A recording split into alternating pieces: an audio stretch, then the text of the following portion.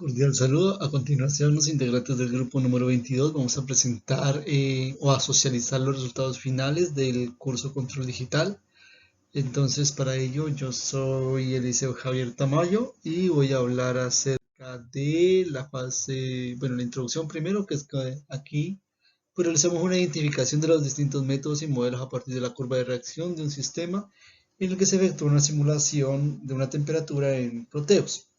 Con los parámetros que nos dieron para ese entonces, pues, se procedió a identificar el tipo de método que se usa a partir de la curva de reacción para hallar una función de transferencia de control del sistema y así poder determinar el modelo de estabilidad del mismo. Para la primera fase tenemos que fue reconocer las señales de prueba en función de la función de transferencia.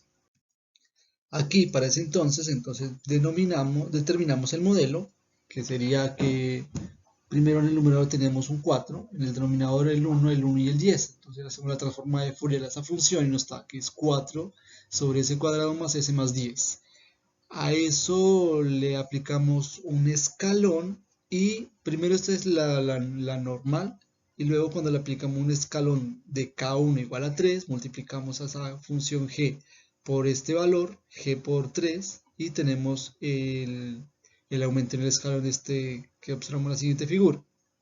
Entonces graficamos pues, por medio de la consola de MATLAB esa función, tanto la sin escalón y con el escalón. Y acá tenemos un diagrama de bloques con la función de transferencia que nos dio y vemos que coinciden con el diagrama obtenido. Ahí observamos entonces, pues primero tenemos que respuesta al estímulo con factor de K1, que era sin nada, y factor al estímulo del escalón. Cordial saludo. Mi nombre es Freddy Gildardo Urrego del curso de Control Digital. Ahora tenemos acá para la fase 2, identificar el escenario y analizar la estabilidad.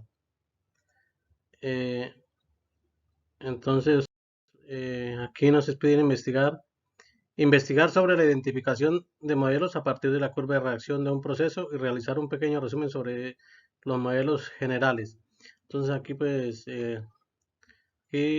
expuse tres modelos de primer orden, método de identificación generales y método 1, 2, 3C.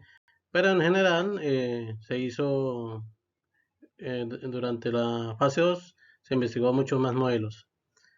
Eh, Pasamos a la siguiente diapositiva. Entonces, acá nos pide realizar el montaje y configuración del head oven. Entonces, realizar el montaje en software Proteus y analizar la curva de reacción del calentador, el cual se debe configurar con los siguientes parámetros. Aquí tenemos los parámetros con que configuramos el calentador y aquí tenemos el análisis interactivo. Entonces aquí como podemos dar cuenta nos arroja la curva de reacción del sistema y procedemos a realizar el análisis según la curva de reacción obtenida. Entonces aquí lo podemos visualizar más de cerca y, realizar el respectivo análisis. Aquí aplicamos el modelo 123C que nos dice que debemos tomar el 25 y el 75% de la curva. Entonces tomamos esos dos puntos y aquí tenemos que el 75% es de 618 grados y el 25% es de 206 grados, teniendo en cuenta que la curva inicia desde 27 grados. Acá tenemos el U0 es de 0 voltios y el escalón de 10 voltios. Entonces aquí empieza la curva de reacción hasta que se logra estabilizar el sistema. Aquí pues para el análisis de la curva usamos el método 123C de Alfaro con los datos obtenidos en la gráfica. Aquí tenemos que el tiempo el 25% del tiempo es 11 segundos y el 75 22 segundos. Y U0 es de 0 voltios y U1 es el escalón 10 voltios. Y Y0 es cuando empieza el sistema, es con 27 grados. Aquí hallamos pues delta de Y y aplicando esta fórmula y obtenemos que es de 824 grados centígrados y KP es igual a 82.4. Aquí hallamos tau que nos da 10,012 segundos y procedemos a hallar TM Y con esto pues obtenemos que es una de 8,118 segundos, obteniendo aquí la ecuación del sistema. Aquí como podemos ver es una ecuación de primer orden y sustituimos los valores y obtenemos la ecuación. Gs es igual a E a la menos 8,2 aproximadamente es por 82,4 sobre 10,012 S más 1.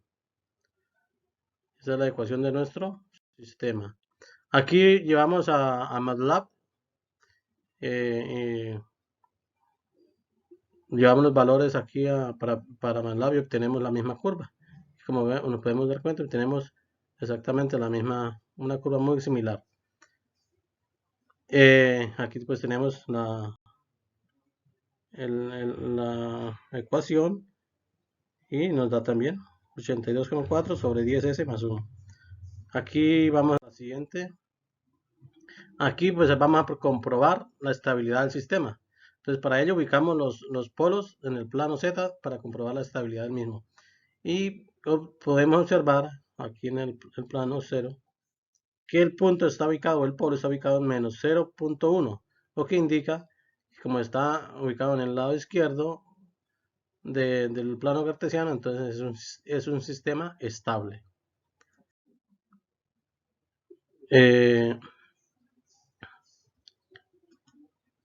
En esta diapositiva tenemos las conclusiones.